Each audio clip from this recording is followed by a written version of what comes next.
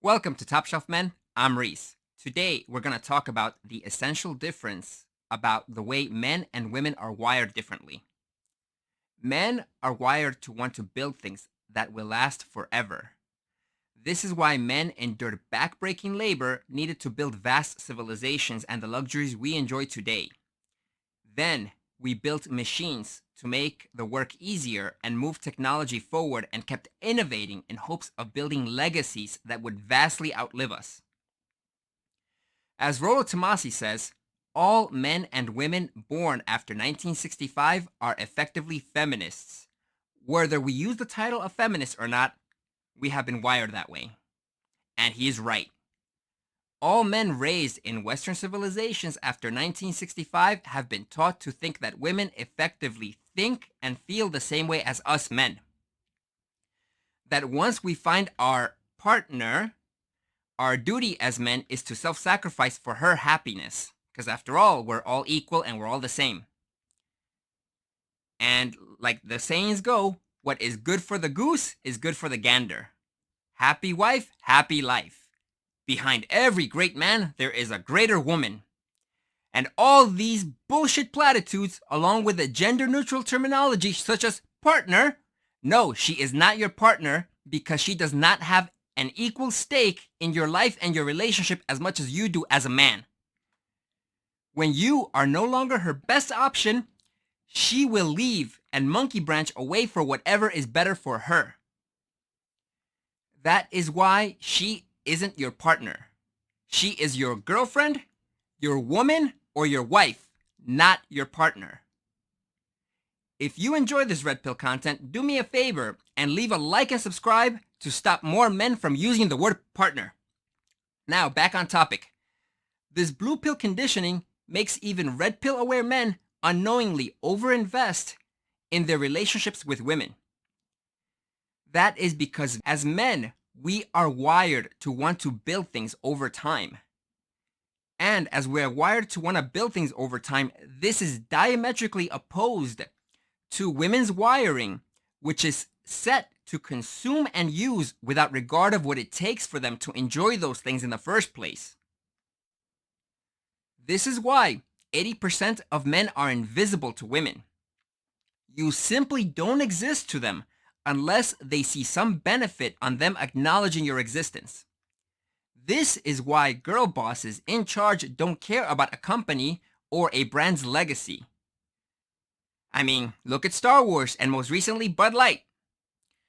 Women will simply push whatever magical thinking, feel-good BS that feeds their vanity.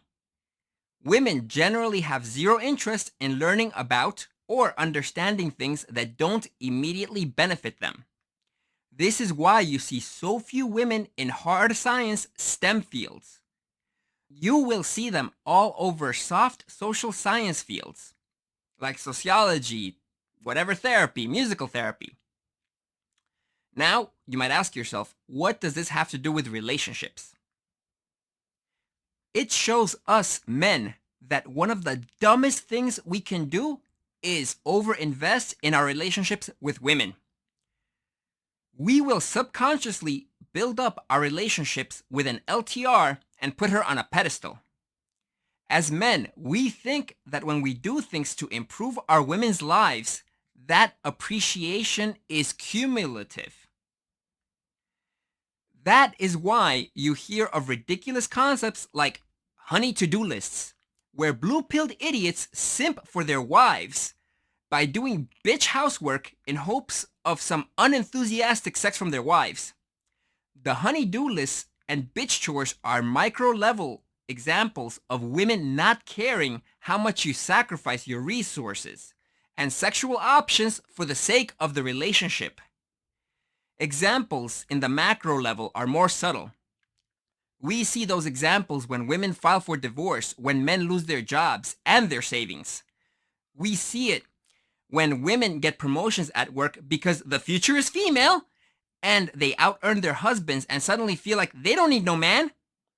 We see it when blue pill collar guys work their asses off to put their partner through college only to see their partner break up or divorce them after they graduate and say ridiculous things like, well, he's a great guy, but I feel like I outgrew him. Or, oh, we just grew apart. We all know that it is because her hypergamy kicked in and she is being offered dick with status at work. And it is more appealing for her to say, well, my husband is a white collar working office guy, than saying that her husband is a blue collar honest worker working at a job site. Men build and invest. Women use and consume. My advice is always invest in yourself first and foremost. When you are single, with girlfriends, or married, always invest in yourself, number one. This is said often, but not many men follow through. And that is what makes sure that women are a complement to your life and never the focus. And if they try to make themselves the focus, then don't let them stand in your way. You get rid of them. Never forget that women are wired to kick down the castle you've built with no remorse if you are no longer their best option. She was never yours. It was simply your turn. And thank you for watching this video to the end. Leave a like, subscribe, and share this video to help prevent other men from over-investing in their relationships with women. If you have any stories to share, please leave them in the comments below. This is Reese. See you next video.